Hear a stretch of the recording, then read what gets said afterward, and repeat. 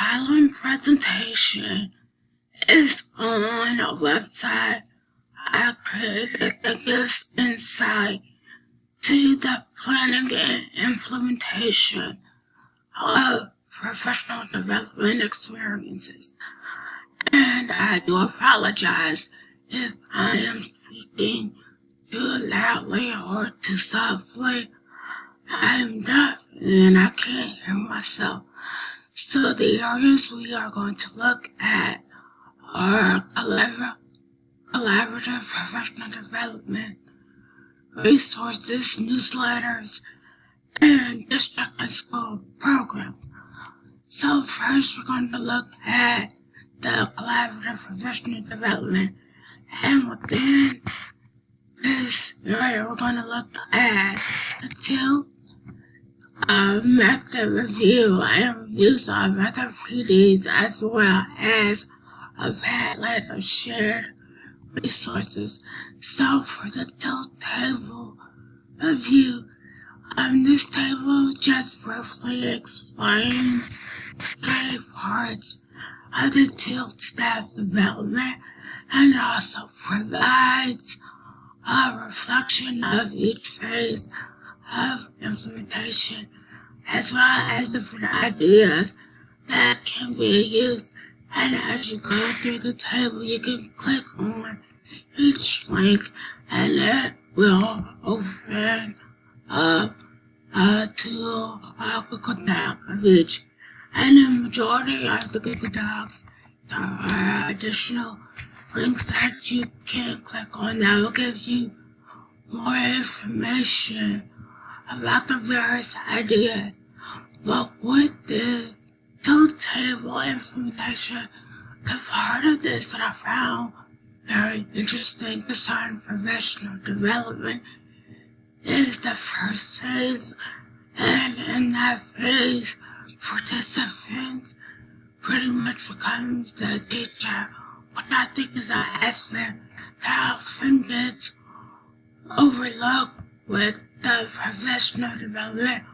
I know in my own experiences, a lot of times we're just sitting there taking in information, whereas in this phase, participants are actively learning as students would do. So I think that's a very key component when it comes to professional development. Next, the same goes for other reviews of different professional development experiences. It gives the name to professional development, as well as a brief description of that experience, as well as a reflection and different ideas that were taken from those professional development. Next is a Padlet of shared resources. This Padlet is an online resource that my colleagues and I use to collaborate with one another with various resources that we use within the classroom, and a lot of them I was familiar with because I use them within the classroom myself. But then there are others that I never heard of that I've become intrigued by. And concerning Padlet, later in the presentation, we're actually going to see a tutorial about Padlet, as well as my professional development plan concerning this online resource.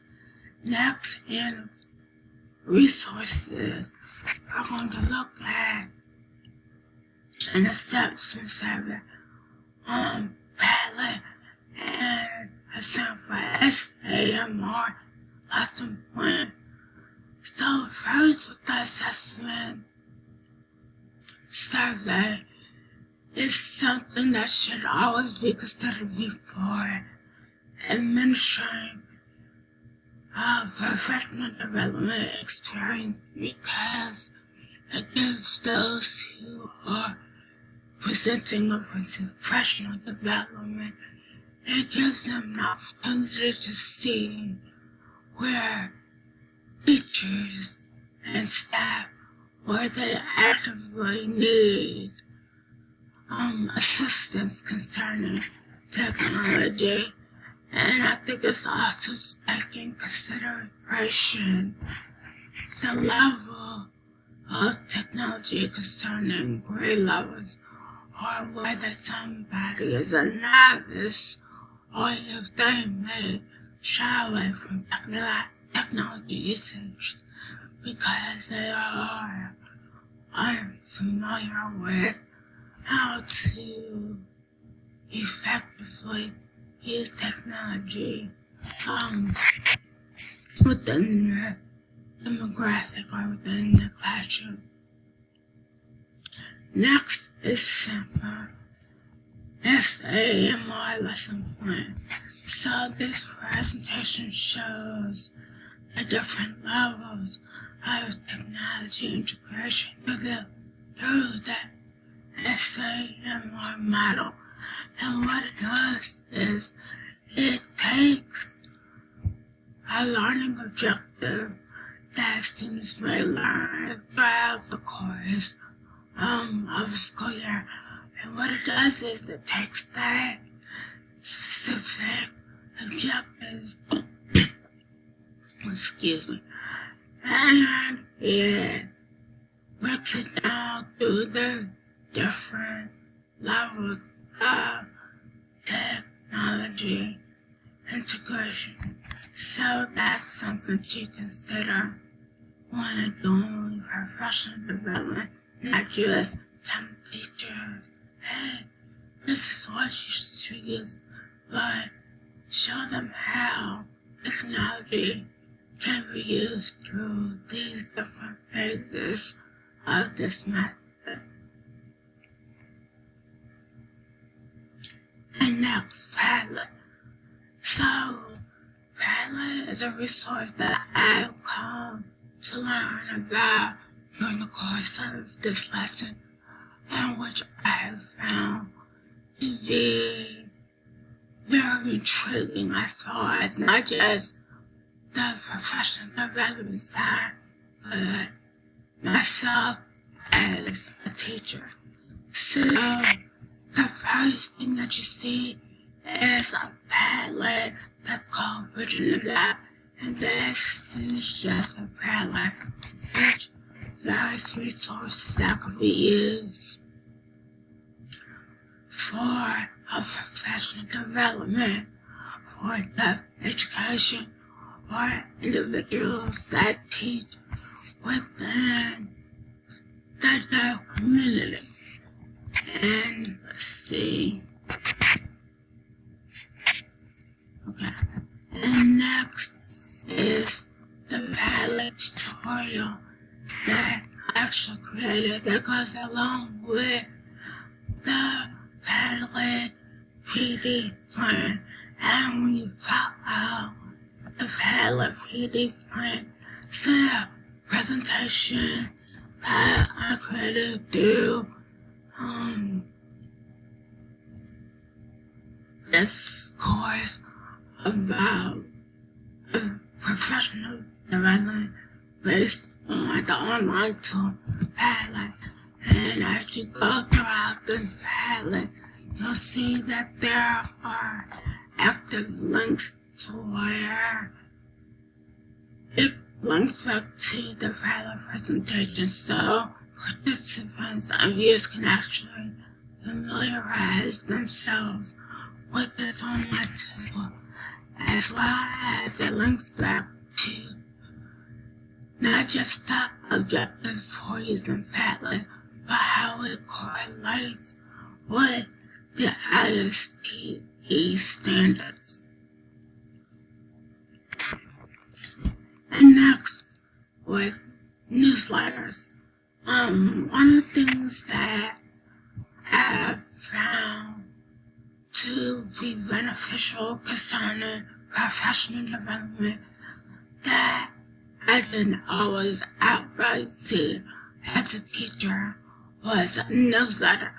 So this newsletter is called Fully Develop Troubleshooter Bits, and it's kind of a play on words concerning professional development because we give teachers and other staff members professional development, but we don't always follow up with additional resources and activities to where they can continue their learning. Now, the only thing that we can do as providers of professional development experiences is to give these teachers and staff members the tools they need to continually,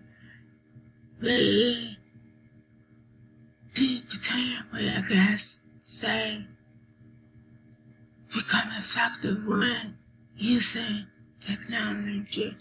And for instance, within this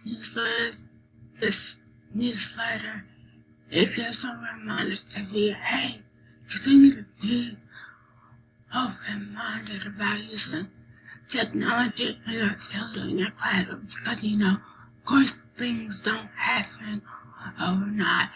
It requires them to continually and actively continue to use technology, and it also gives them things like being Google certified, like, you feel comfortable with using author components of Google, why not take that extra mile and become Google certified?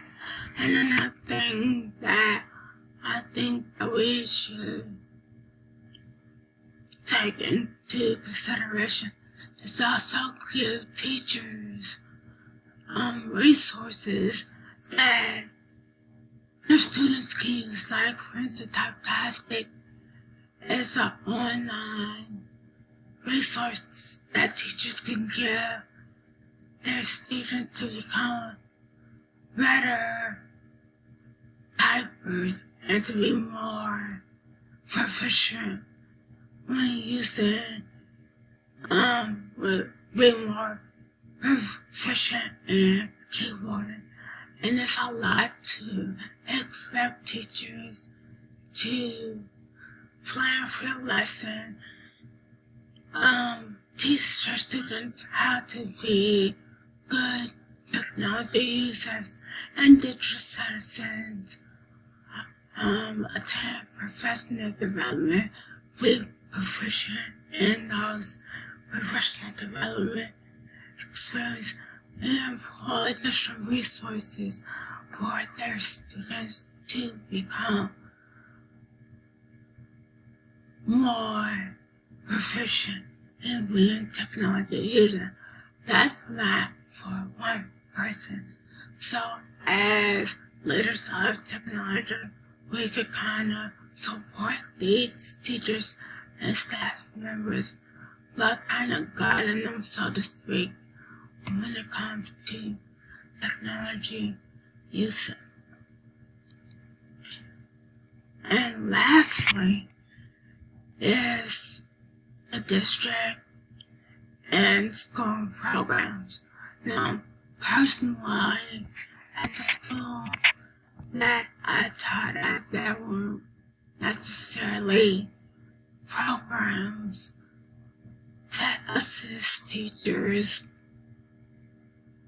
in technology. We just kind of, so to speak, had to wing it.